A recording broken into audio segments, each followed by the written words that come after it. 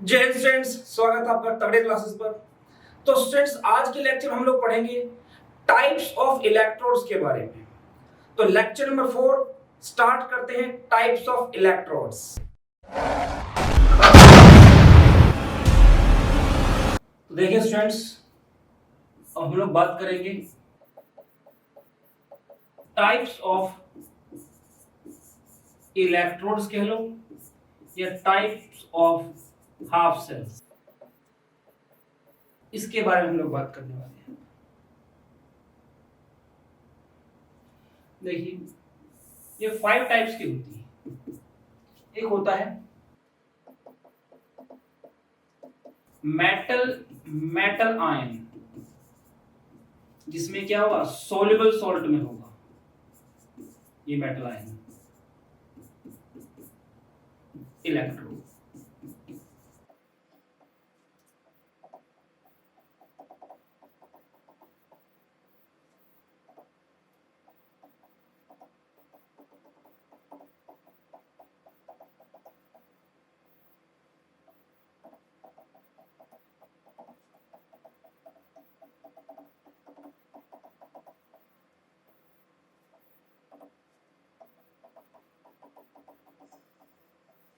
इस तरह से 5 इलेक्ट्रोड्स हमारे पास हैं। बारी बारी से इनके बारे में डिस्कस करेंगे। हालांकि इनमें से फर्स्ट 2 टाइप जो है, मेटल आयन और गैस आयन इलेक्ट्रोड, ये मैं ऑलरेडी आपसे डिस्कस कर चुका हूं, लेकिन फिर भी यहां पर मैं एक बार इसको दोबारा डिस्कस करूंगा, थोड़ा जल्दी डिस्कस करूंगा इन दोनों को। तो देखिए, तो पहले हम लोग बात करेंगे मेटल आयन इलेक्ट्रोड के बारे में।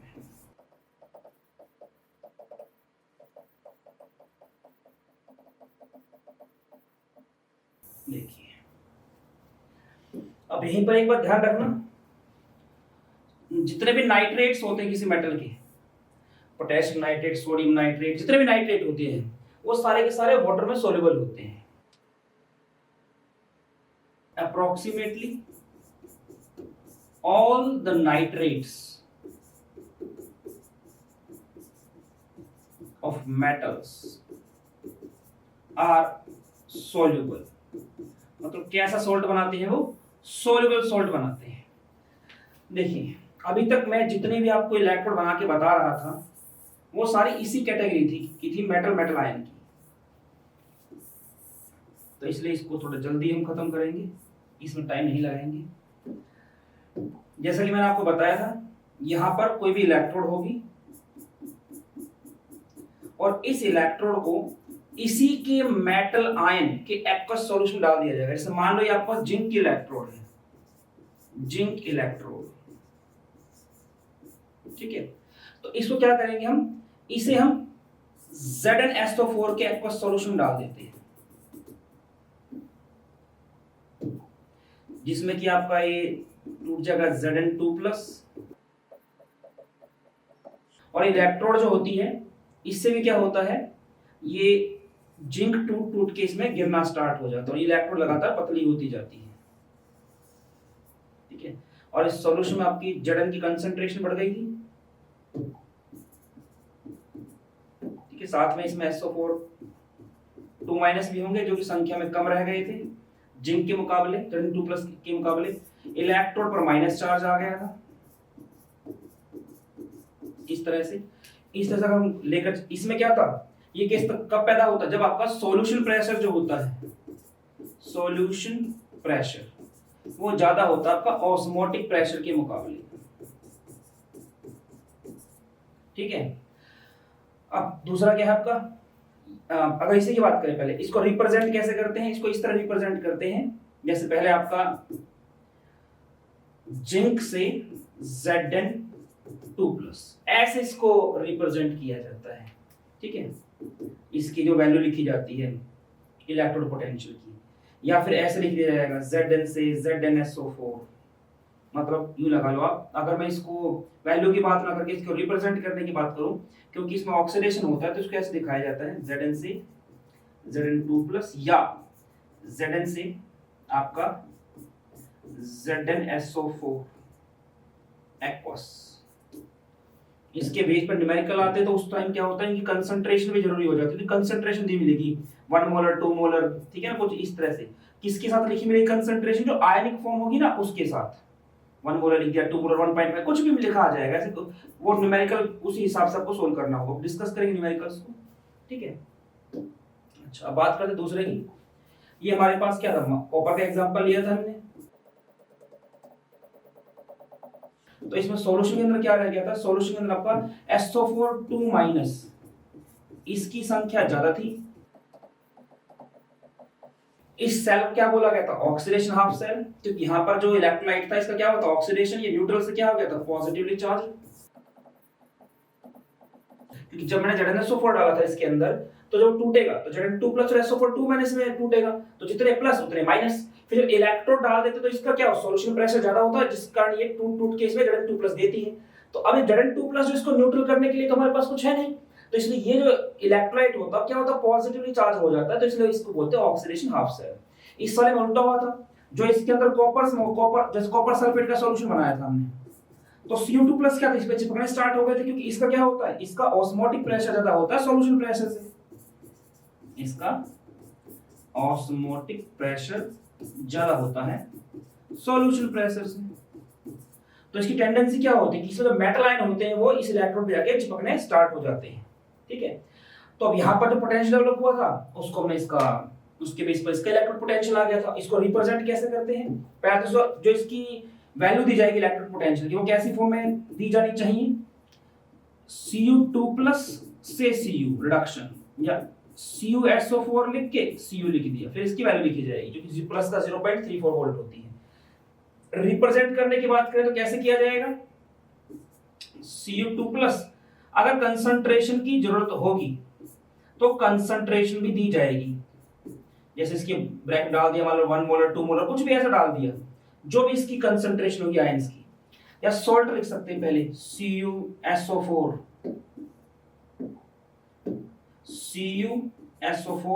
Cu, ये क्या होता है, एक्वस, ये क्या होता है, सॉलिड। यहाँ कंसंट्रेशन लिखी मिल जाएगी 1 मोलर 2 मोलर 3 मोलर कुछ भी है। देखो जो आपका ना जहाँ पे इसमें चार्ज आता है मेटल आयन, मेटल जो आयनिक फॉर्म में होता है, जैसे इसमें आप ऑक्सीडेशन नंबर निकालेंगे तो क्या आएगा, Cu का Cu2 प्लस, उसकी कंसंट्रेशन दी जाती है, सॉलिड स्टेट की नहीं दी जाती, आपको ध्यान रखना पड़ेगा ये। और जिस पर चार्ज आता है इस तरह से, मतलब क्या, वो सॉल्यूशन का हिस्सा बन गया, वो सॉल्यूशन में मतलब वो आपका पानी में क्या घुल गया है, क्योंकि हम इस पर केस कौन सा लेके चल रहे हैं, सोल्यूबल सॉल्ट वाला केस लेकर चल रहे हैं। तो वो कौन सा हिस्सा जो घुला हुआ है, वो हिस्सा जिस पर चार्ज है, जिस पर चार्ज नहीं है वो घुला हुआ नहीं है, ठीक है। अब एक बात तो ध्यान रखना, क्योंकि मैं क्यों बता रहा हूं, क्योंकि अभी जब हम न्यूमेरिकल्स करेंगे आगे, आप नर्स्ट इक्वेशन की जब न्यूमेरिकल करते हैं, बोर्ड लेवल पे सिंपल आता है, आराम से कर लेंगे, थोड़ा सा भी लेवल में बढ़ता है ना, तो सबसे बड़ी प्रॉब्लम ये आती है, बच्चे को यही पता नहीं चलता है कि किस तरह की सेल को रिप्रेजेंट कर रहा है, वो कौन सी सेल है इनमें से, उसको सिर्फ उसने मैक्सिमम क्वेश्चन इसी बेस पे किए होते हैं, इनके बारे में उसको पता ही नहीं होता है कि कैसे क्या उसमें रिप्रेजेंट करते हैं। तो एक चीज ध्यान रखना, ये सभी इलेक्ट्रोड्स के लिए जो बता रहा हूं, ये जो बता रहा हूं ये सभी इलेक्ट्रोड्स के लिए है।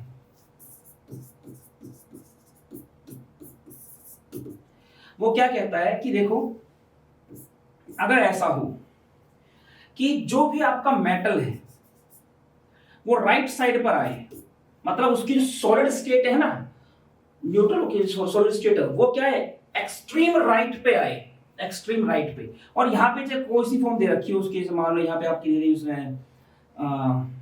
आयनिक, कोई भी आयन दे रखा है, अब वो अनायन चाहे आपका यहाँ पे दे रखा हो, इसके बाद कुछ और उसके बाद कुछ है, ठीक है।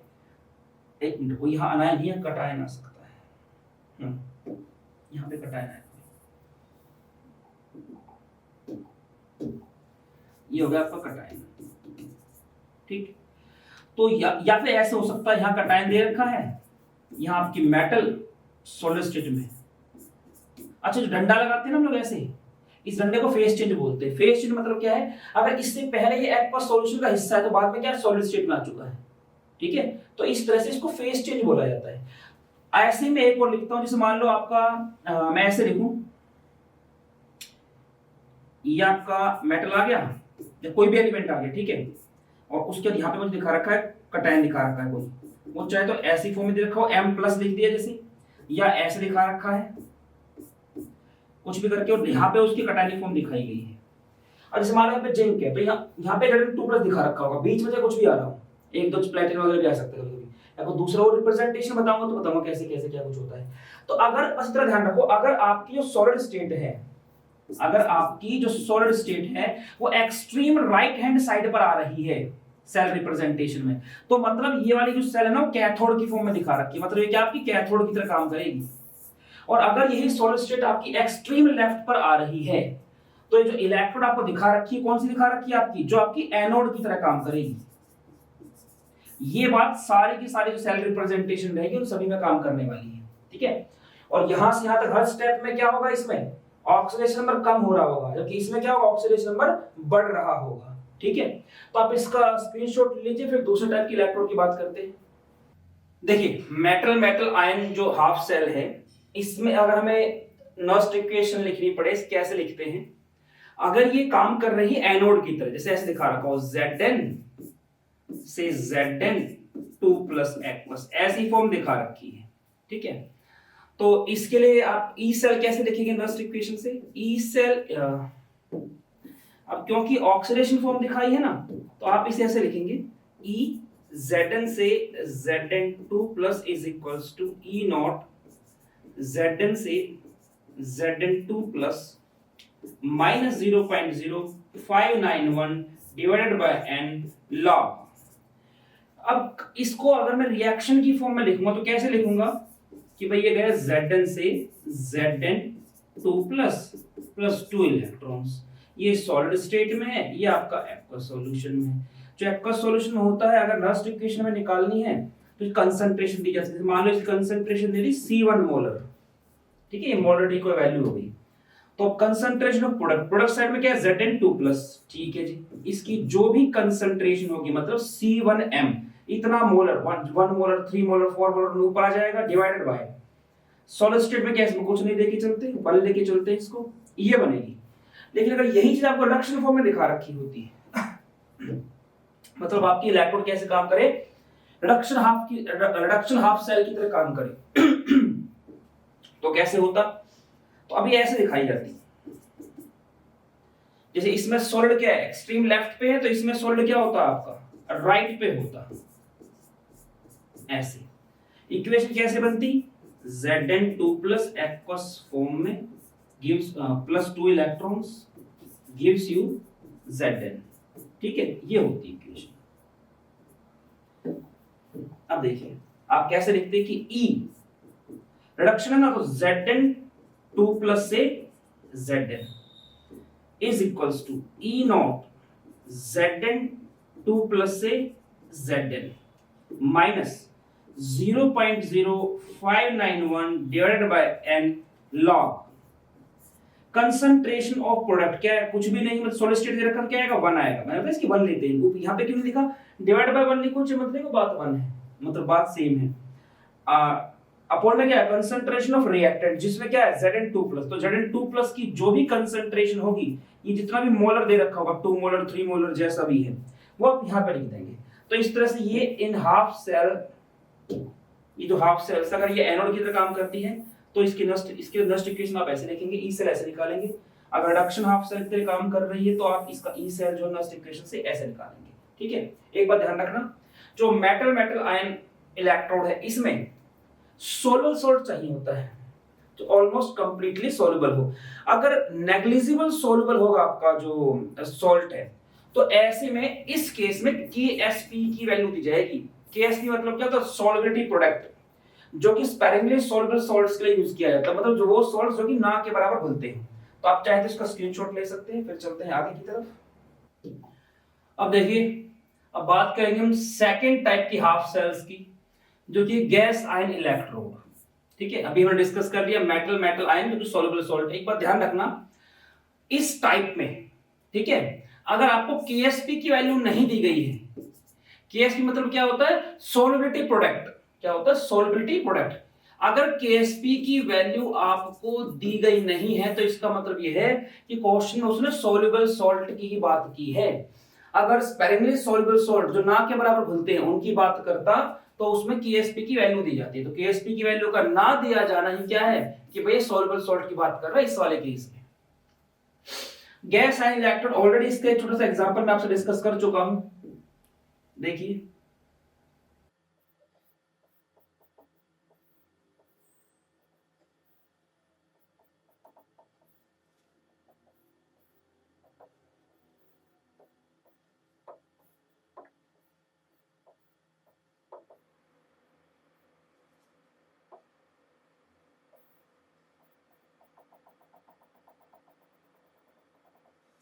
देखिए आपको ध्यान आया होगा, हमने एसएचजी के बारे में बात की थी यहाँ पे। ऐसे यहाँ पर देखो, मान लो Cl2 गैस है एट 1 बार प्रेशर, पुरानी बुक्स में 1 atm लिखा रहता है। ये प्लेटिनम वायर है, ये प्लेटिनम ब्लैक है, जो कि अपनी सरफेस पर बड़ी आसानी से गैस को एब्जॉर्ब करता है और फिर डिसॉल्व करता है, ठीक है। ध्यान रखना मैं वर्ड क्या यूज कर रहा हूं, एडजॉर्ब ना कि एब्जॉर्ब, ठीक, क्योंकि सरफेस केमिस्ट्री स्टूडेंट के अब आपके सिलेबस से कट चुकी है। अगर वो होती तो आपको इसका मतलब समझ में आता कि क्या डिफरेंस है एडजॉर्ब और एब्जॉर्ब में, ठीक। लेकिन मैं अब उसमें डेप्थ में नहीं घुसने वाला। देखिए यहां पे क्या होता है, तो हमने यहाँ पे Cl2 गैस है, यहाँ पे हमने सॉल्यूशन ले रखा है 1 मोलर HCl सॉल्यूशन। ये हमारे पास है 1 मोलर HCl सॉल्यूशन। तो यहाँ पे क्या होंगे आपके H प्लस होंगे, साथ में Cl माइनस होंगे, ठीक है। इस तरह से इसको थोड़ा और नीचे ले लेते हैं,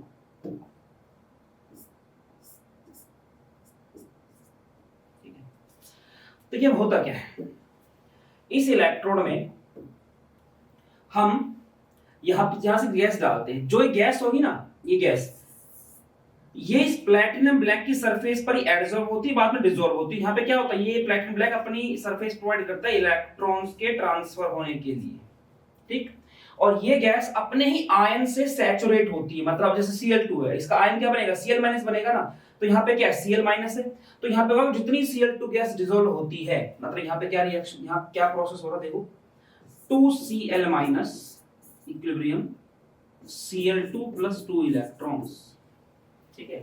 ये लगा लो आप कि जैसे मैं कहूं कि जैसे मान लो Cl2 गैस इसमें घुलती है, जितनी घुलेगी, जितनी Cl2 गैस इसमें जाके घुलेगी, घुलने का मतलब है 2Cl माइनस की फॉर्म में जाएगी, ठीक।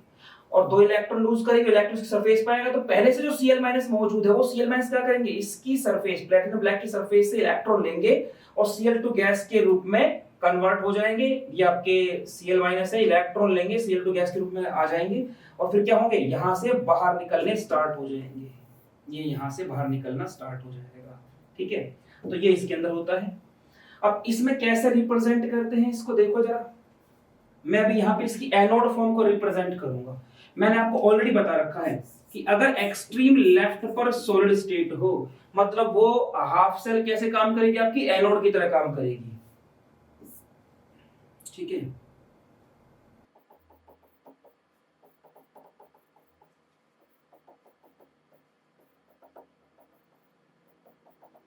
ये जैसे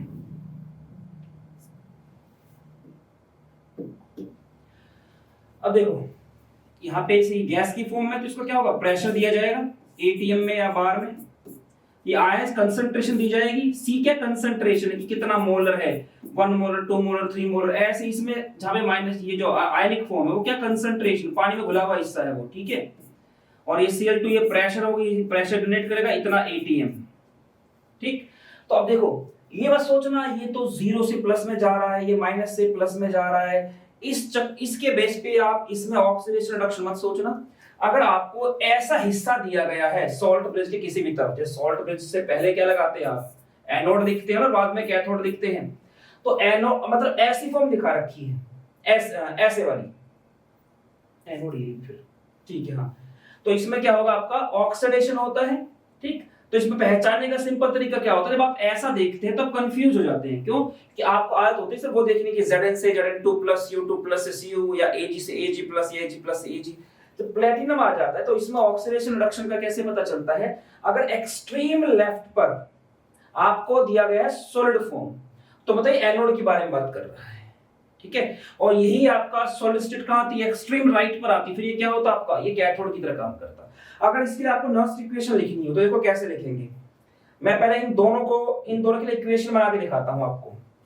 एनोड की तरह काम कर रहे हैं ना ये, तो एनोड को ऑक्सीडेशन दिखाना होता तो आप इसे कैसे दिखाएंगे, आप दिखाएंगे कि हमारे पास यहां पे है H2 गैस, ठीक है, H2 gas 2H plus ion plus में 2 इलेक्ट्रॉन, है ना, 0 से प्लस में जा रहा, ऑक्सीडेशन हो गया। Cl2 में दिखाऊंगा तो उसे कैसे दिखाऊंगा, मैं उसे दिखाऊंगा मैं 2Cl minus gives you Cl2 plus 2 electrons, minus से 0 में हो गया, ऑक्सीडेशन शो कर दिया। अब जब हम इसकी नर्स इक्वेशन लिखेंगे तो कैसे लिखूंगा मैं लिखूंगा कि E cell is equal to E naught cell. अब ये E सेल किसके लिए लिख रहा हूं मैं पहला लिख रहा हूं यहां पे हाइड्रोजन की बात कर रहा हूं मैं, तो E H2 से H plus gives you E not H2 से H plus minus 0.0591 divided by N log concentration of product.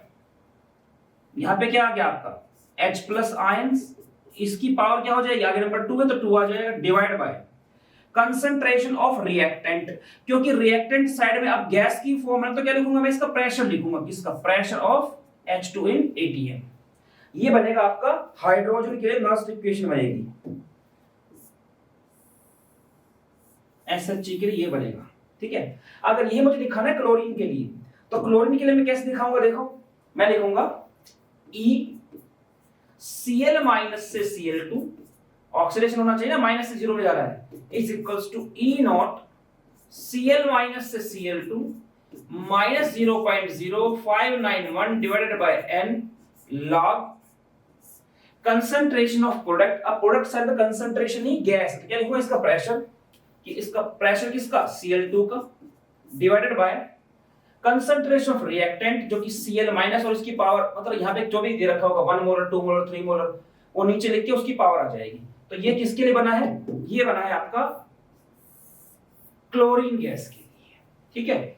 आप इसका स्क्रीनशॉट ले सकते हैं, इसके बाद आगे बात करेंगे। देखिए अब हम लोग बात करेंगे रेडॉक्स इलेक्ट्रोड या रेडॉक्स हाफ सेल या ऑक्सीडेशन रिडक्शन हाफ सेल की। इसे कैसे बनाया जाता है, यहां पर हमने प्लेटिनम एक वायर ले ली, एक छोटा सा टुकड़ा ले लिया प्लेटिनम का,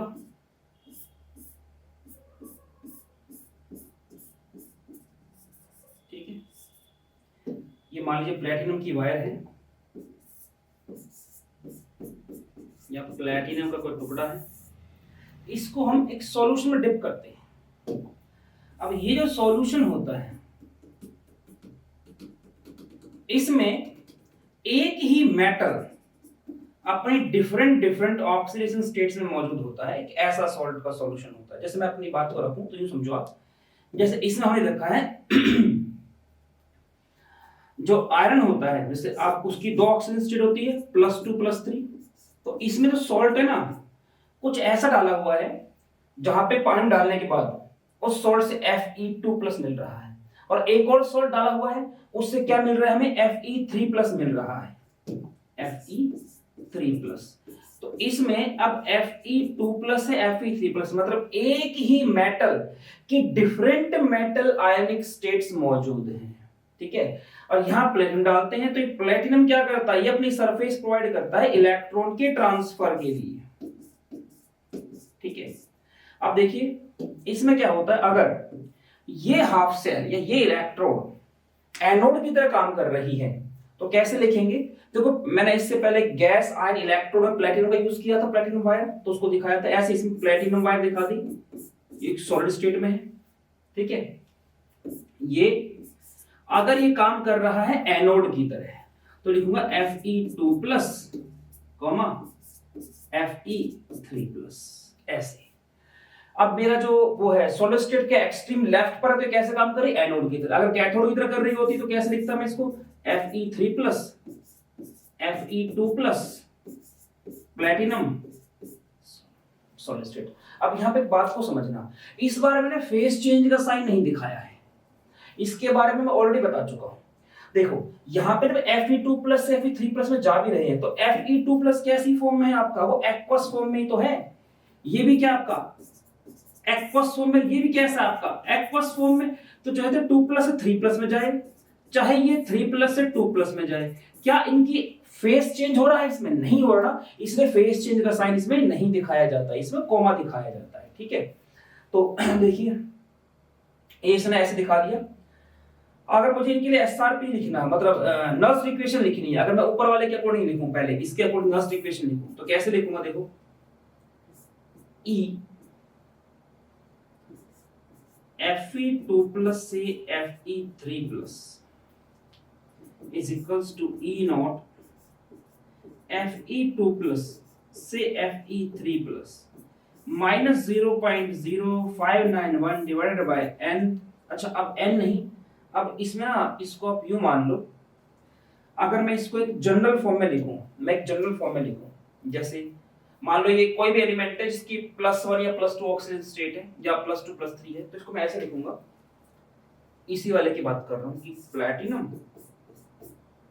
फिर वो जो मेटल है उसकी लोअर ऑक्सीडेशन स्टेट, फिर उसकी हायर ऑक्सीडेशन स्टेट। ये तो है आपका एनोड की तरह वो काम कर रहा हो। जब कैथोड की तरह काम करेगा तो कैसे लिखूंगा? यहां पर इस तरह, सॉरी फेस चेंज नहीं आएगा।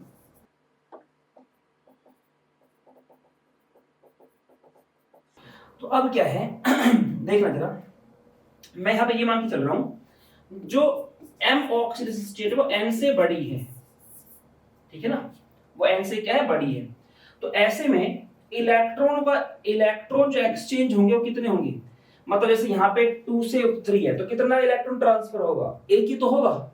यहाँ पे कितना होगा? एक होगा। तो कैसे निकाला? 3 - 2। तो ऐसे ही m बड़ा है n छोटा, इलेक्ट्रॉन कितने ट्रांसफर होंगे इसमें? m - n। यहाँ पे जो n लिखा है ना मैंने, वहां पे क्या आ जाएगा? m - n आ जाएगा। तो अगर इसके अकॉर्डिंग नर्स्ट इक्वेशन लिखता हूं मैं, इसके अकॉर्डिंग लिखता हूं नर्स्ट इक्वेशन, तो कैसे बनेगी? E, अब क्योंकि इसमें सॉलिड स्टेट लेफ्ट साइड पे है ना, तो ऑक्सीडेशन फॉर्म होगी इसकी, मतलब एनोड की तरह काम करेगा। मैं इसको लिखूंगा m प्लस से m plus equal to E naught, मैंने सॉरी गलती से फेस चेंज दिखा दिया है, इधर भी सर, इधर भी दिखाया मैंने, हाँ ठीक है, इधर भी कॉमा आएगा, यहाँ पे m - n आएगा। Log concentration of product, product क्या है हमारे पास? तो मैं एनोड इसके अकॉर्डिंग इक्वेशन लिखता हूं। अगर आप इसके अकॉर्डिंग इक्वेशन लिखेंगे तो कैसे लिखेंगे? आप लिखेंगे m n प्लस से गया दिस प्लस m - n, ठीक है। जैसे कि मैं अगर इसको दूसरी तरह समझाऊं, अगर मैं इसके लिए लिखता हूं तो मैं कैसे लिखूंगा? Fe2 प्लस ये गया आपका Fe3 प्लस में बाय लूजिंग 1 इलेक्ट्रॉन। 1 कैसा है? 3 - 2 करके, ऐसे m - n करूंगा, इतने इलेक्ट्रॉन इसने लूज किए हैं, ठीक है। तो अब क्या है मेरे पास? प्रोडक्ट साइड में क्या है? आयनिक फॉर्म जो है m की power m plus divide by m की पावर n प्लस, ये कंसंट्रेशन का साइन हो गया। इस तरह से इसको लिखा जाएगा, ठीक है। तो ये इसकी नर्स्ट इक्वेशन हो गई। नीचे वाले को लिखेंगे तो कैसी होगी? यही इक्वेशन में पलट दूंगा, इस इक्वेशन को पलट दूंगा, ये जो नंबर है ये ऊपर आएगा, नीचे आएगा, यहाँ पे ये पहले आएगा, ये बाद में आएगा, ठीक है। जैसे इसके लिख के दिखाऊंगा मैं इन दोनों के लिए, ये खाली मैंने एग्जांपल दिया था आप लोगों को। अब देखिए यहाँ बात, जो मैं यहाँ बात कर रहा था, ठीक है। अब यहाँ पे मैं क्या लिख दूं? 3 - 2, क्या लिख दूं? 3 - 2, 3 - 2, ठीक है। क्यों आगे आप समझ सकते हो, ठीक। Log concentration of product, oxidation वाली फॉर्म में लिख रहा हूं, एनोड वाली फॉर्म में, तो ये आएगा आपका Fe3+ की concentration divided by Fe2+ ion की कंसंट्रेशन। ठीक है, तो ये जो है आपका यहां से बन गया है ऑक्सीडेशन हाफ सेल की तरह भी काम करेगा। इसकी बात करो तो इसकी रिएक्शन कैसे लिखी जाएगी, इसकी उल्टी लिखी जाएगी Fe3+ plus 1 electron give you Fe2+। अब इसके लिए क्या आ जाएगा आपका, ये चीज बन जाएगी कि Fe3+ से Fe2+ is equals to E0 Fe3+ से Fe2+ minus 0.0591 divided by n log किसकी कंसंट्रेशन Fe2+ की डिवाइडेड बाय किसकी Fe3+ की। ये बन जाएगा। ये तब है जब ये आपका रिडक्शन हाफ सेल की तरह काम कर रहा हो। ठीक है, तो इस तरह से हम ऑक्सीडेशन रिडक्शन या कहूं रिडॉक्स इलेक्ट्रोड की बात करते हैं। इसके मैं कुछ एग्जांपल भी आपको लेके दिखाऊंगा, आप चाहो तो इसका स्क्रीनशॉट ले सकते हैं। देखिए जैसे ये क्वेश्चन दिया जाएगा, ये इसके लिए SRP की वैल्यू दे रखी है। आपको तो सॉल्ट बेस से पहले क्या होता है आपका एनोड, और सॉल्ट बेस के बाद में क्या होता है कैथोड। वैसे ही आप देख सकते हैं, इससे पहले सॉलिड स्टेट क्या आपकी एक्सट्रीम लेफ्ट पर है तो एनोड होगा, इधर सॉलिड स्टेट क्या आपकी एक्सट्रीम राइट पर है तो ये क्या होगा आपका कैथोड होगा। अब ऐसे क्वेश्चन में ना बच्चा इसका हैबिचुअल नहीं होता है, वो Zn से Zn2 प्लस U2 प्लस से Cu या Ag से Ag प्लस Ag प्लस से Ag इस तरह की चीज होती है, उनका बात ही होता है। जब उसमें प्लेटिनम आ जाए H2SO4 आ जाए तो थोड़ी प्रॉब्लम महसूस होती है। देखो करना कैसे है आपको, देखिए सबसे पहले तो हम देखेंगे हमारे पास इनमें ऑक्सीडेशन स्टेट्स क्या है। यहां पर Fe पर ऑक्सीडेशन स्टेट क्या है +2, ठीक है, क्योंकि सल्फर का क्या है 6, ऑक्सीजन कितना है -2, 4 ऑक्सीजन है तो -8 हो गया, -8 का प्लस का 6 कितना हो गया -2। इसको x मानते x - 2 = 0, तो x कितना आ गया आपका 2। देखो ये हम रिडॉक्स रिएक्शन कर चुके हैं, मैं इसमें नहीं घुसने वाला हूं ज्यादा, ठीक है ना। यहाँ पे कितना आएगा आपका Fe का +3, Mn की बात करें यहाँ आएगा इसका +7, यहाँ आएगा इसका +2, ठीक है। यहाँ पे हमें पता ही H+ है, यहाँ से क्या मिलेंगे मुझे 2H+ मिलेंगे। अच्छा, तो अब मैं क्या करूंगा, मैं जब इक्वेशन लिखूंगा मैं क्या लिखूंगा एनोड कैथोड रिएक्शन लिख रहा हूं। तो एनोड को मैं कैसे लिखूंगा, मैं एनोड को लिखूंगा कि Fe से Fe2+ से Fe3+, ठीक है। इसने क्या किया, एक इलेक्ट्रॉन लूज कर दिया, ठीक है जी, ये एनोड हो गया। कैथोड वाले को कैसे लिखूंगा, क्योंकि मैं सिर्फ वो स्पीशीज दिखा रहा हूं जो इलेक्ट्रॉन लूज और गेन कर रही है। SO4 2- है, SO4 2- है, उसमें कोई चेंज नहीं है। अब इसमें बात करते हैं, यहाँ पे Mn पे +7 चार्ज है, ये रिडक्शन फॉर्म में दिखाना है मुझे इस तरफ, तो कैसे दिखाऊंगा Mn7+ से, या कह दो MnO4 लिख दो आप, कोई बात नहीं, MnO4- लिखना चाहो वो भी कर लो, MnO4- जैसे कि आप बोलना चाहें, ठीक है। और यहाँ पर आपका Mn पे +2 चार्ज है, यहाँ +7, यहाँ पे क्या आपका +2 चार्ज है, 2+ चार्ज आ गया। ये 5 इलेक्ट्रॉन्स लेगा तभी ऐसा जाएगा। अब हमें पता है हम जब रिडॉक्स रिएक्शन करते तो ना इलेक्ट्रॉन बैलेंस करने होते हैं। अच्छा, एक चीज बताता हूं आपको, इसमें कंसंट्रेशन दे रखी है, मान लो इसकी कंसंट्रेशन है C1 मोलर, ये है C2 मोलर, ये है C3 मोलर, ये है C4 मोलर, और ये आपका C5 मोलर, ठीक है ना। ये C1 C2 C3 को सिर्फ वैल्यू जैसे मान लो 1 मोलर, 0.1 मोलर, 0.001 मोलर को इस तरह से है। अब इसकी बात करते हैं, अब हम इसे बैलेंस करेंगे, मतलब एनोड कैथोड क्या बनाएंगे, एनोड हाफ सेल और कैथोड मतलब ऑक्सीडेशन हाफ सेल और रिडक्शन हाफ सेल में कन्वर्ट करना है। तो उसके लिए क्या करूंगा मैं सबसे पहले इलेक्ट्रॉन बैलेंस करूंगा। इसमें 5 इलेक्ट्रॉन है, इसमें 5 होने चाहिए, तो यहाँ पे अगर मुझे इसकी मैं 5 से मल्टीप्लाई कर दूं इक्वेशन फर्स्ट की, तो ये 5 हो जाएगा, यहाँ पे 5 आ जाएगा और यहाँ पे भी 5 आ जाएगा, ठीक है जी। इलेक्ट्रॉन बैलेंस हो गए, लेफ्ट साइड पे 5 इलेक्ट्रॉन, जब ओरल रिएक्शन लिखूंगा राइट पे कितने 5, इससे कट जाएगा। लेकिन अब अंतर किस चीज का है, अब यहाँ पर मेरे पास 4 ऑक्सीजन है लेफ्ट साइड पर, राइट साइड पे कोई ऑक्सीजन नहीं है ना। जैसे मैं इसको लिखूं, मेरी बात को समझना, मैं अगर इसको ऐसे लिखता हूं Fe2+ मैंने लिखा, फिर मैंने यहाँ पे लिखा MnO-, फिर मैंने यहाँ लिखा Fe3+, फिर मैंने लिखा Mn2+। तो इतना करने के बाद मैं क्या देखता हूँ, मैं देखता हूँ अभी मुझे इलेक्ट्रॉन और लिखने थे कि यहाँ पे तो आता 1 इलेक्ट्रॉन और यहाँ आता 5 इलेक्ट्रॉन, इलेक्ट्रॉन में कट करने होते हैं, तो मैंने इसलिए ऊपर वाले की 5 से मल्टीप्लाई कर, तो इलेक्ट्रॉन से इलेक्ट्रॉन क्या हो गया, कैंसिल हो गया। अब यहाँ पे ऑक्सीजन 4 है, और इस तरफ कोई ऑक्सीजन नहीं है, तो क्या करूं, अगर मैं इस तरफ ऐड कर दूं 4H2O, 4 ऑक्सीजन आ गए ना। लेकिन अब दिक्कत क्या है, इस तरफ हाइड्रोजन आ गए मेरे पास 4H2O। अब मेरे पास 8 हाइड्रोजन हो चुके हैं, 8 है ना, इस तरफ 8H हो चुके हैं कि इस तरफ कोई H नहीं है, तो क्यों ना मैं ऐसा करूं कि इस तरफ क्या ऐड कर दूं 8H प्लस, तो 8H प्लस। अब आप देखोगे तो बैलेंस मिलेगा आपको पूरा का पूरा, ठीक है,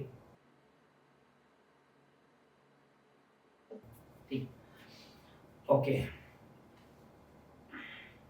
तो अब चलते हैं इससे आगे की तरफ। देखिए अब क्या होगा, अब अगर मुझे लिखनी है इसकी नर्स्ट इक्वेशन, तो नर्स्ट इक्वेशन कैसे लिखूंगा मैं, कि मेरी जो ई सेल आएगी, ई सेल वो कैसे निकालूंगा, ई नोट सेल। ई नोट सेल निकालने का तरीका बता रखा है, चाहे तो ई नोट कैथोड माइनस एनोड लगा दो अगर दोनों रिडक्शन फॉर्म में लिखना चाह रहे हो, या ई naught anode minus E naught cathode लगा दो, मतलब सॉरी हाँ, अगर आप उसको ऑक्सीडेशन फॉर्म में लेके चल रहे हो इनकी वैल्यूज को, या फिर ई नोट सेल इक्वल टू क्या होगा आपका एनोड का ई नोट सेल माइनस क्या होगा आपका, सॉरी प्लस क्या होगा कैथोड का, लेकिन एनोड क्या होगा ऑक्सीडेशन फॉर्म में, कैथोड क्या होगा रिडक्शन फॉर्म में। तो तीनों में से कोई फॉर्मूला लगा लो, मैं रिडक्शन लगा के चल रहा हूं, मतलब मैं ये वाला फॉर्मूला लगाना चाह रहा हूं कि E naught cell is equals to E naught cathode minus E naught anode.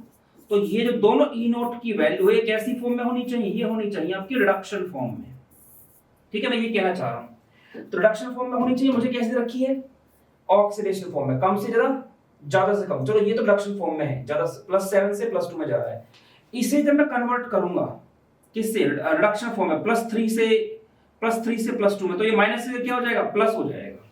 तो फिर क्या हो जाएगा आपका कि ई नॉट कैथोड क्या है मेरे पास, कैथोड मेरे नीचे वाला देखो, इसने तो इलेक्ट्रॉन लूज किया है, ये ऑक्सीडेशन हो गया, इसने गेन किया, रिडक्शन हो गया, तो ई नॉट MnO4 माइनस से Mn2 plus minus E not Fe3 plus से Fe2 प्लस, ये ई नॉट सेल हो गया, माइनस 0.0591 डिवाइडेड बाय n।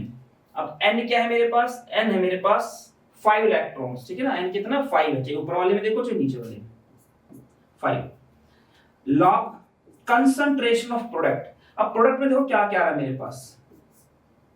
अच्छा अब बहुत गहराई से मेरी बात को समझना, अगर मैं कहूं कि मैंने ये 1 मोलर लिया है, मैंने क्या लिया है Fe ये वाला 1 मोलर लिया है, तो ये जब ऑलमोस्ट 100% डिसोसिएट होगा, ठीक है, तो इसका जो 1 मोलर होगा, 1 मोलर उसमें से, या मैं कहूं इसके मान लो दूसरा समझाता हूं, इसके मान लो 4 मॉलिक्यूल लिए मैंने, जब ये टूटता है तो कैसे टूटेगा आपका, जो ये Fe2SO4 है, Fe2SO4 का थ्राइस, इसे टूटेगा तो कैसे टूटेगा 2Fe3 प्लस SO4 2 के 3 आयंस।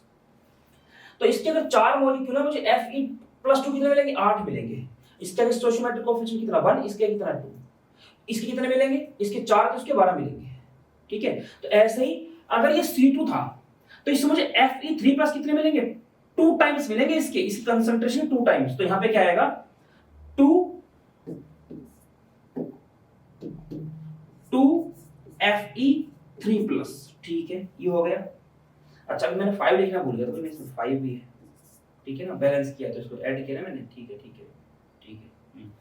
तो यहां पे कितना आएगा, इसकी पावर आ गई 5, साथ में क्या है Mn2 प्लस। अब Mn2 प्लस कहां ये रहा, ठीक है, तो एक ही मिलेगा, तो ये आपका आ गया Mn2 प्लस, इसकी पावर कुछ नहीं तो 1 रहेगी, डिवाइड बाय, अब आ जाओ रिएक्टेंट साइड में, इसमें क्या है आपका Fe2 प्लस है। अब ये हाँ ठीक है, इसके 4 मॉलिक्यूल थे तो 4 ही क्या मिलेंगे Fe2 प्लस मिलेंगे, तो ये तो आपका ऐसे रहेगा, Fe2 प्लस की जो कंसंट्रेशन होगी उसकी पावर 5 आ जाएगी, बैलेंस रिएक्शन में आपका 5 लिखा हुआ है इसमें, ठीक है। इसके साथ आपको क्या दिखाना है MnO4 कितना मिलेगा, ये भी एक ही मिलेगा, तो MnO4 की जो कंसंट्रेशन है वो रहेगी, साथ में अब इसमें H प्लस है, अब H प्लस, अब यहां भी देखना जब H2SO4 टूटता है, H2SO4 टूटेगा तो क्या देगा 2H प्लस आयन प्लस में SO4 2 माइनस, तो अगर इसका एक मॉलिक्यूल टूटता है तो H प्लस कितने मिलेंगे 2।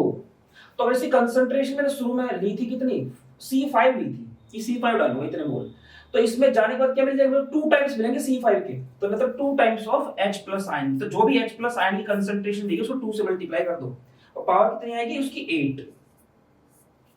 ठीक है, तो अब अगर मैं इसको लिखूं तो मेरे पास क्या आएगा, मेरे पास आएगा E cell is equals to, इसको सोल्व कर लो, ये कितना आपका 1.51 है, 1.51 यहीं लिख दो 1.51 माइनस माइनस का 0.77 वोल्ट। माइनस का क्यों आ गया, क्योंकि ऑक्सीडेशन फॉर्म में दिखा गया है और ये फॉर्मूला होता है आपका रिडक्शन फॉर्म में, E naught cathode minus E not anode reduction form में लाना होता है। जब मैं इस रिडक्शन फॉर्म में लेके आऊंगा मतलब ज्यादा से कम ऑक्सीडेशन नंबर पे, तो 3 प्लस पहले है 2 प्लस बाद में है, तो इसका साइन चेंज हो जाएगा। तो ये अगर पहले अभी प्लस था तो अभी क्या हो जाएगा बाद में माइनस हो जाएगा। ठीक है, इसको चेंज करूंगा, ऐसे चेंज करूंगा इसको, तो क्या हो जाएगा प्लस से माइनस में चला जाएगा। तो 1.51 माइनस, ये वाला माइनस है ये, फिर जो माइनस में इसकी वैल्यू आई है तो ये पूरा क्या हो जाएगा प्लस में आ जाएगा। कितना आ जाएगा लगभग 2.28 आ जाएगा, 2.28 माइनस 0.0591 डिवाइडेड बाय 5 लॉग। अब दोनों की कंसंट्रेशन दी गई है, Fe3 प्लस कितना है, Fe3 प्लस ये है C2 है, तो 2 टाइम्स ऑफ जो भी जितना मोलर इस पे लिखा हुआ है ये इसकी पावर 5, फिर Mn2 प्लस ये यानी कि C4 divided by Fe2 plus इसी कंसंट्रेशन C1 है, फिर क्या है आपका MnO4 माइनस C3 कंसंट्रेशन है इसकी, H प्लस C5 लेंगे ना 2 टाइम रखेंगे, 2 टाइम्स ऑफ C5 और उसकी पावर 8। तो इस तरह से जब आप इसके न्यूमेरिकल को सोल्व करेंगे तो ये इसके बेस पे आपका आंसर आएगा। ठीक है, आप इसका स्क्रीनशॉट ले सकते हैं। ठीक है, तो इस तरह रेडॉक्स इलेक्ट्रोड है, उसके लिए आपको हाफ सेल दिखानी हो, अगर एनोड की फॉर्म में दिखाना है तो ऐसे दिखेगा वो,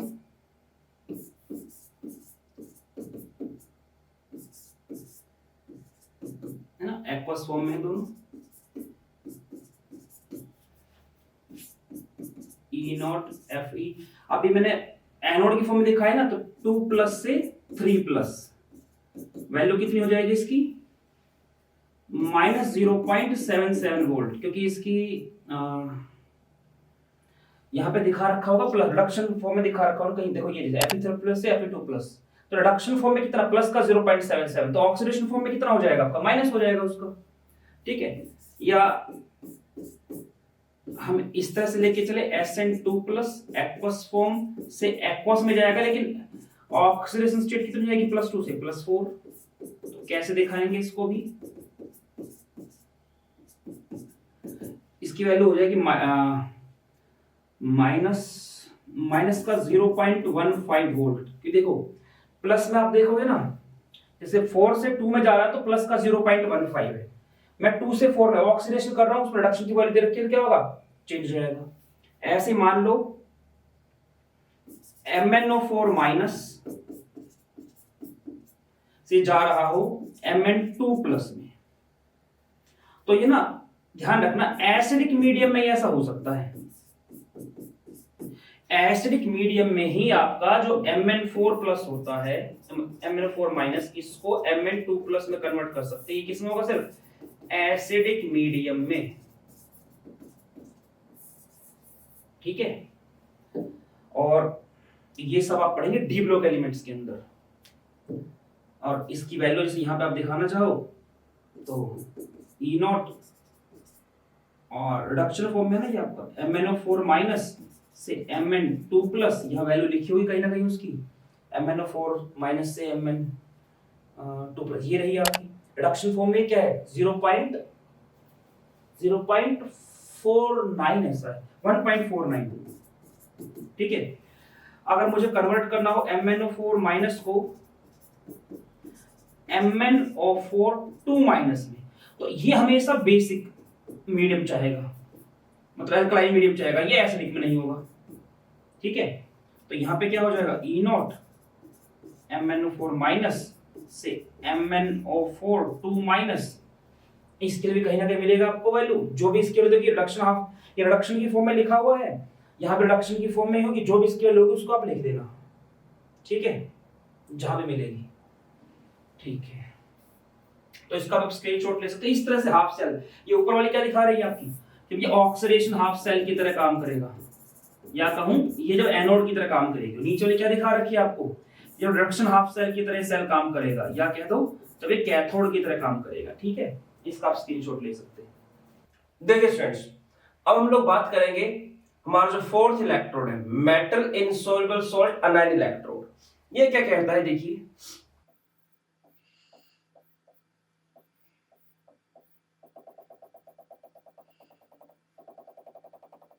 ये हमारे पास कोई इलेक्ट्रोड है, जैसे मैंने सिल्वर की इलेक्ट्रोड ली इस केस में।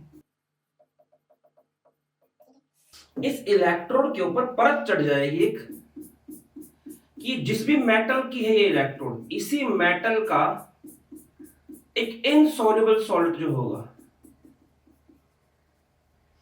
उसकी लेयर यहां चढ़ जाएगी।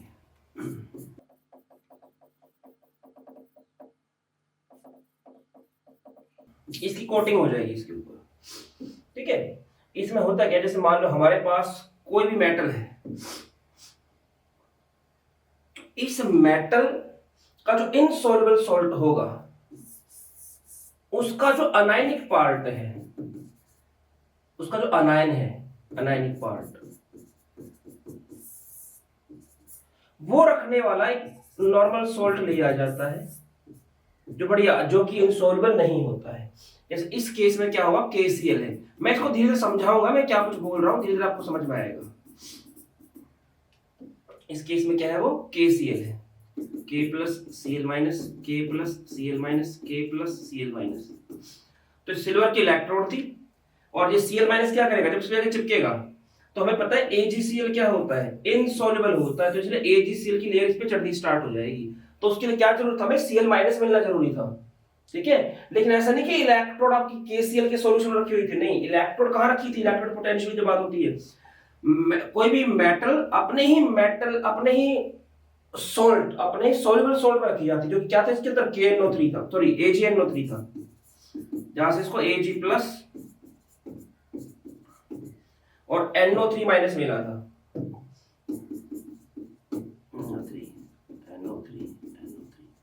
ठीक है, समझाते हैं। अच्छा, इसको रिप्रेजेंट कैसे करते हैं, अगर इसकी रिप्रेजेंटेशन की बात हो, देखिए अगर उसको ऐसे दिखाता हूं, एज क्या है, सॉलिड फॉर्म में होगा सिर्फ। अगर आपका सॉलिड एक्सट्रीम लेफ्ट में, एक्सट्रीम राइट में आता है, इसे क्या बोलते हैं, कैथोड। अब यहां पर ये इलेक्ट्रोड कैसे काम कर रही है, कैथोड की तरह, तो इसको ऐसे दिखाया जाएगा, ठीक है। अगर ये एनोड की तरह काम करती तो इसका उल्टा होता है,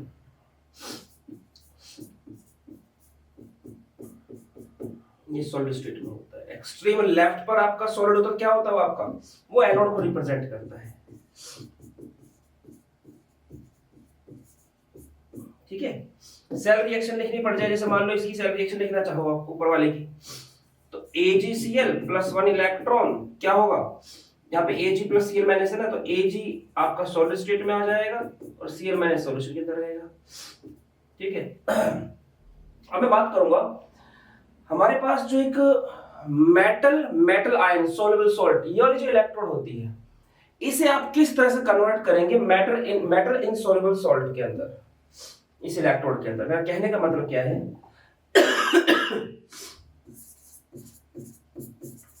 कंस्ट्रक्शन ऑफ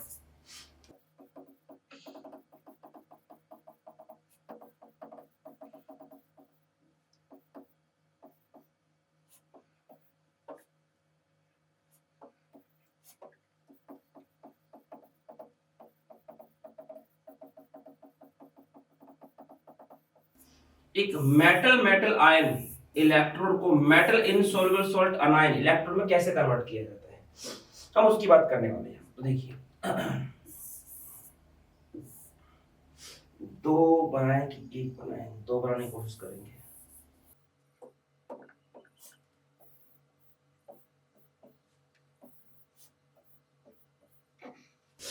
हमारे पास यहां पर सिल्वर की इलेक्ट्रोड है Ag की, जो रखी हुई थी सिल्वर नाइट्रेट के एक्वस सॉल्यूशन के अंदर। जब पानी में इसको डालेंगे AgNO3 को, तो टूट के देगा आपका Ag प्लस और NO3 माइनस।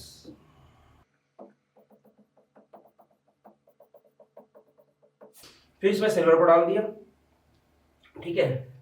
तो ये तो क्या हो गया भाई, मेटल आयन कि जो इलेक्ट्रोड जिस मेटल की बनी है उसी मेटल का सोल्युबल सॉल्ट जो है वो हमने इसके अंदर भरा, उसका एक्वस सॉल्यूशन, ठीक है। ये हमारी मेटल आयन इलेक्ट्रोड है। इसकी टेंडेंसी क्या होती है इसकी टेंडेंसी भी ये होती है जो इसमें Ag प्लस होता है, इसकी वैल्यू क्या थी, पॉजिटिव आती है Ag प्लस वाली, ये रही प्लस का 0.80। तो इसका भी क्या होगा, इसका ऑस्मोटिक प्रेशर ज्यादा होगा सॉल्यूशन प्रेशर से, तो इस पर सिल्वर जो होगा कुछ सिल्वर इस पर डिपॉजिट हो जाएगा, तो ये इलेक्ट्रोड जो है क्या हो जाएगी, मोटी हो जाएगी, ठीक है।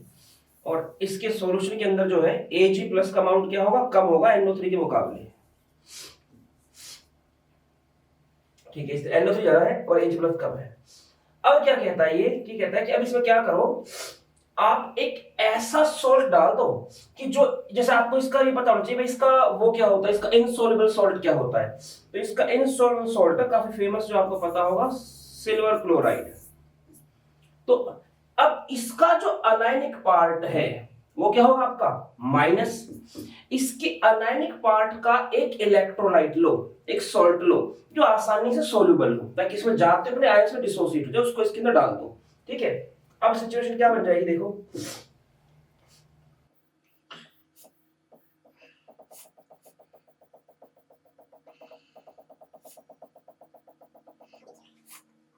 जब मैं इसमें डाल दूंगा KCl, हमारे पास क्या होगा, वो KCl है,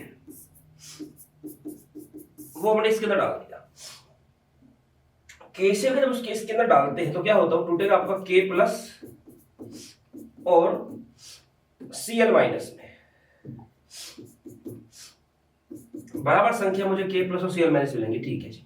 ये सिचुएशन हो चुकी है इसके अंदर। अब क्या है, अब हमारे जो टारगेटेड आयन है उनकी बात करूंगा, जो टारगेटेड नहीं उनकी बात नहीं करने वाले हैं, क्योंकि देखो Ag और NO3 से मिलेगा, सॉल्वर सॉल्ट मिलके दोबारा से टूट जाएगा, तो उससे बात करने का फायदा नहीं है, इसी फॉर्म में रहेगा। K प्लस और Cl माइनस से मिलेगा तो क्या होगा, मिल गया, कंबाइन और फिर टूट जाएगा, सॉल्युबल सॉल्ट होता है, ठीक है। अब चलते आगे, क्योंकि उसकी हाइड्रेशन एनर्जी ज्यादा होती है लैटिस एनर्जी से। अब क्या होगा, यहां बचते हैं Cl माइनस, ठीक है, Cl माइनस बचते हैं और बचते कुछ Ag प्लस, कुछ क्या बचते हैं, Ag प्लस बचे हुए थे। अब क्या होता है, देखिए हम एक चीज ध्यान रखना है, इसको एक्सेस में लेना होता है। इसको कैसे लेना होता है, ये एक्सेस में होता है ज्यादा अमाउंट में, तो इसमें आयंस की कमी नहीं पड़ने वाली, ना K प्लस की ना Cl माइनस की जरूरत के हिसाब से, ठीक है। तो इस सॉल्यूशन के अंदर जो Ag प्लस बचा हुआ था वो Cl माइनस से कंबाइन होता है, क्या बनाता है, AgCl। अब जब ये AgCl बनाता है तो ये तो इनसॉल्युबल होता है, तो क्या होता है, धीरे धीरे नीचे सेटल डाउन होना स्टार्ट हो जाता है। तो नीचे की तरफ आपको क्या मिलेगा, नीचे की तरफ हमें क्या मिलते हैं, AgCl के प्रेसिपिटेट्स मिलने स्टार्ट हो जाते हैं, सेटल डाउन हो जाता है, ये क्या होगा आपका AgCl, ठीक है। अब सॉल्यूशन में क्या बचता है, देखो सारा Ag प्लस नीचे बैठ जाएगा, क्यों, क्योंकि मैंने जो KCl है वो के लिए एक्सिस में लिया है, तो यहां से जो Cl माइनस होंगे वो क्या होंगे, एक्सिस में होंगे Ag प्लस के मुकाबले, तो सारा का सारा Ag प्लस पकड़ के नीचे बैठा देगा, ठीक है। लेकिन अभी भी क्या है, Cl माइनस बचे हुए होंगे। अब ये जो Cl माइनस होते हैं क्या करना स्टार्ट करते हैं, ये इस सिल्वर की इलेक्ट्रोड में चिपकना स्टार्ट कर देते हैं यहां पे, और इस तरह से इस इलेक्ट्रोड के ऊपर AgCl की परत बननी स्टार्ट हो जाती है। ये जो परत देख रहे हो, इस तरह से इसमें AgCl की परत स्टार्ट हो जाती है, ठीक है। तो इसमें क्या हुआ, जो मेटल थी उसे किसने कोट कर दिया, उस पर कोटिंग होगी उसी की इनसॉल्युबल सॉल्ट की, ठीक है। इलेक्ट्रोलाइट के रूप में क्या ज्यादा है, आपके अनायंस ज्यादा है। अब ये जो है, ये हमने मेटल सॉल्युबल सॉल्ट या मेटल आयन इलेक्ट्रोड को कन्वर्ट किया मेटल इनसॉल्युबल सॉल्ट के अंदर, ठीक है। अच्छा, कभी ऐसा हो जाए कि आपको एक चीज ध्यान रखना, ऐसा होने से इसका इलेक्ट्रोड पोटेंशियल चेंज नहीं होता है। कभी सोचो इसका इलेक्ट्रोड पोटेंशियल चेंज हो जाएगा, नहीं, इलेक्ट्रोड पोटेंशियल में कोई फर्क नहीं पड़ता इसमें। अगर कभी न्यूमेरिकल में ऐसा हो कि आपको मेटल इनसॉल्युबल सॉल्ट दिखा रखी है, मतलब मेटल से इस तरह से गए हम, और उसमें डाटा दे रखा है ना, कुछ डाटा तो दे रखा है, वो जो न्यूमेरिकल डिस्कस करेंगे और अच्छी तरह समझ में आएगी बात। कुछ डाटा तो दे रखा है आपको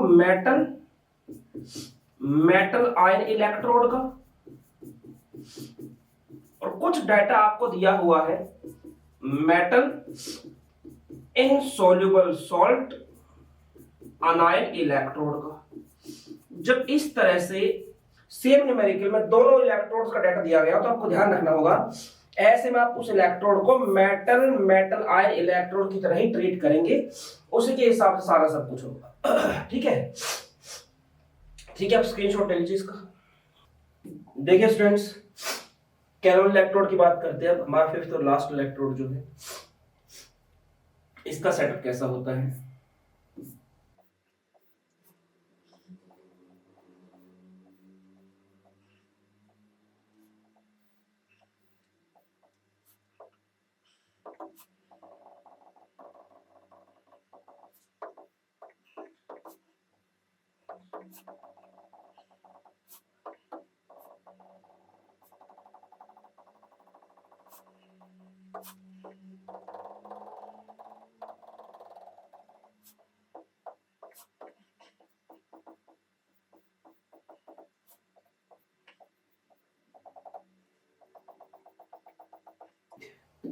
देखिए, कैल्विन इलेक्ट्रोड कुछ कुछ इस तरह की होती है। ये आपका ये ग्लास की रॉड है, इसके अंदर जा रही होती प्लेटिनम की वायर, जो कि इलेक्ट्रॉन को ट्रांसफर करने के लिए अपनी सरफेस प्रोवाइड करती है। ये KCl का सॉल्यूशन भरा हुआ है, ये नीचे मरकरी लिक्विड फॉर्म में, लिक्विड में ही होता, बताना क्या इसमें, और ये आपका paste of Hg and HgCl2 Hg2Cl2। जब कभी भी ये ध्यान रखना, अगर मरकरी में कोई मेटल डिसॉल्व होती है तो पेस्ट या सॉल्यूशन में बोला जाता है अमलगम, ठीक है। लेकिन जब मरकरी में कोई नॉन मेटल डिसॉल्व होती है उससे बोला जाता है कैलोमर, और कुछ नहीं, कैलोमर, ठीक है ना। तो इसी को बोला जाता है कैलोमर, ठीक। अब देखिए क्या कुछ होता है इसके अंदर। यहां पे जो KCl का सॉल्यूशन है, आप इसकी कंसंट्रेशन क्या ले रहे हैं, इसकी कंसंट्रेशन के अकॉर्डिंग ही इसका SRP की वैल्यू आती है। जैसे कि मैं उदाहरण के तौर पर समझाऊं, अगर मैं इसका सैचुरेटेड सॉल्यूशन लेता हूं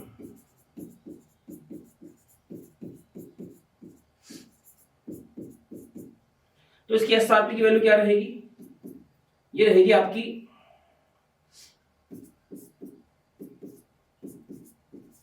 Hg2 plus CHg is equals to 0.242 volt.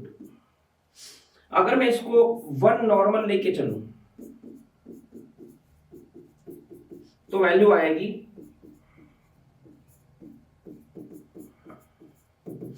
0.268 volt, और अगर मैं इसको 0.1 नॉर्मल लेकर चलूं, ये कंसंट्रेशन लेकर चलूं, अब वैल्यू आएगी 0.338 वोल्ट, ठीक है। तो इसकी कंसंट्रेशन कितनी लेके चल रहे हैं उसी के अकॉर्डिंग इसका जो SRP की वैल्यू होती है वो आती है। अच्छा, ये एनोड की तरह काम करेगा कैथोड की तरह, डिपेंड। अब उसको कैसे जान सकते हो आप, ये जो पेस्ट आप देख रहे हो, अगर ये पेस्ट आपका इसका ये मतलब इसका वॉल्यूम बढ़ता है, ठीक है, स्वेल कर जाता है एक तरह से लगा लो, तो आप बोलेंगे कि एनोड की तरह काम कर रही है कैलोमल इलेक्ट्रोड, और अगर ये श्रिंक कर जाता है तो ये कैथोड की तरह काम कर रही है। ठीक है, तो ये एनोड की तरह काम करेगी तो क्या होगा, एनोड कैथोड। जो मरकरी है वो Hg2 इलेक्ट्रॉन्स इस फॉर्म में है। ठीक है, और फिर जो Hg2 है ये 2Cl माइनस लेगा और क्या बना देगा, Hg2Cl2। तो यहाँ पे क्या है, Hg2Cl2 की मात्रा जो लगातार बढ़ती जाएगी, और Hg2Cl2 कहाँ है, यहाँ पर इस पेस्ट में, तो इसका वॉल्यूम लगातार क्या होता जाएगा, बढ़ता चला जाएगा, जब ये एनोड की तरह काम करेगा। ठीक है, ऐसे में इस सेल को रिप्रेजेंट करना है।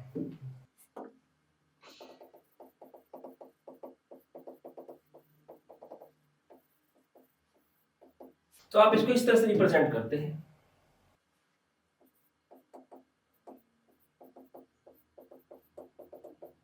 ये Hg2Cl2 क्या, तो सॉलिड स्टेट में होता है, इसको पता सॉलिड दिखते हैं, इसको मरकरी में घुला होता है। KCl, मैं इसे हटाता हूं, ये दिक्कत कर रहा है।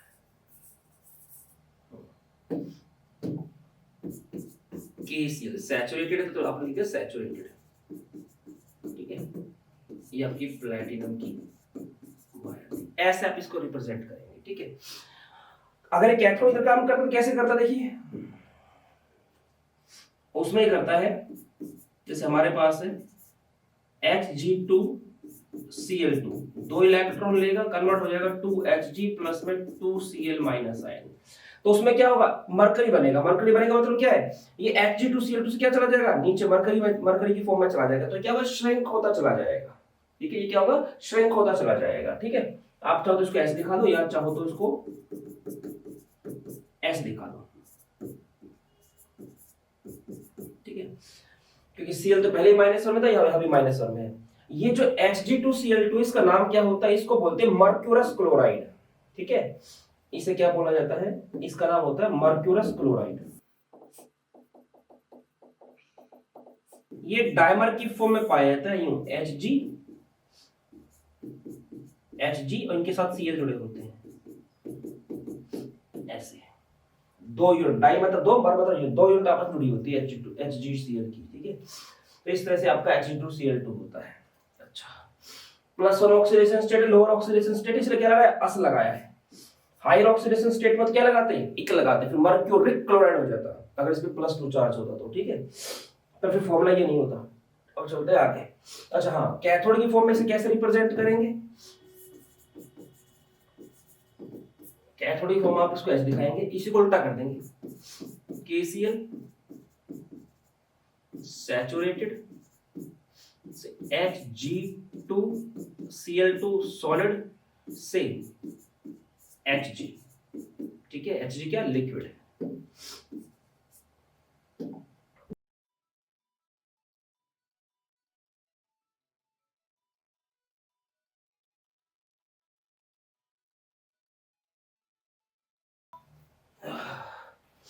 ठीक है, ये रबर, ये यहां से ऊपर से रबर से इसको सील किया जाता है।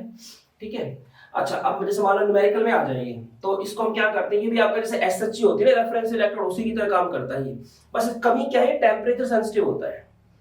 जो ये क्या है, जैसे KCl की कंसंट्रेशन पे डिपेंड करता है ये, कि ज्यादा ले लो कम ले लो, उसके हिसाब से इसकी वैल्यू आती है। और ये जो होता है इसका सैचुरेशन टेम्परेचर के हिसाब से चेंज होता है, तो टेम्परेचर सेंसिटिव होता है। तो अगर हमें इसको यूज करना है तो through out the process temperature क्या रहना चाहिए, कांस्टेंट रहना चाहिए, मेंटेन रहना चाहिए। बहुत चीप होता है, रिप्रोड्यूसिबल होता है, इसमें जो इलेक्ट्रोलाइट होता है, तो ये हमें काफी सही पड़ता है। SHG के मुकाबले अगर देखें तो ये काफी चीप पड़ता है। ठीक है, अब इसमें अगर मैं आपको बताऊं, जैसे मान लीजिए कि हमें इसको अब इसको यूज करना है, जैसे E0 सेल निकालना है, E0 सेल, तो E0 cathode minus anode, cathode minus E0 anode, कौन सी फॉर्म की बात कर रहा हूं मैं, रिडक्शन फॉर्म की। ठीक है, मान लो सिल्वर के लिए लेके चलता हूं मैं, सिल्वर के लिए क्या वैल्यू होती है, 0.80, जहां भी होगी 0.80, यहां लिखोगे सिल्वर के लिए 0 पॉइंट, मतलब इसको ऐसे लिखाओगे आप ई नॉट एजी प्लस से AG minus E naught H G two plus से एच जी। फिर की वैल्यू रख दो आप 0.80 है इसकी, माइनस इसकी कितनी है, सैचुरेटेड वाला लेके चल रहा हूं ना, तो 0.242 है, तो 0.242। इस तरह से इसको आप सोल्व कर इसका आंसर निकाल सकते हैं। आप स्क्रीनशॉट ले सकते हैं इसका। स्टूडेंट्स जो हमारा इलेक्ट्रोड मुझे बतानी थी आपको, टाइप ऑफ इलेक्ट्रोड्स, वो इतनी ही है। आप लोगों को डाउट हो तो कमेंट बॉक्स में लिख सकते हैं, उसके लिए मैं कोई छोटी वीडियो बना दूंगा अगर कोई पर्टिकुलर आपको डाउट है इसके अंदर, ठीक है। तो जितना हो सकता है ज्ञान बटोरते रहिए, अपने टीचर्स का सम्मान कीजिए। मिलते हैं नेक्स्ट लेक्चर में, तब तक फिजिकली, मेंटली और स्पिरिचुअली थर्ड ध्यान दीजिए। जय हिंद।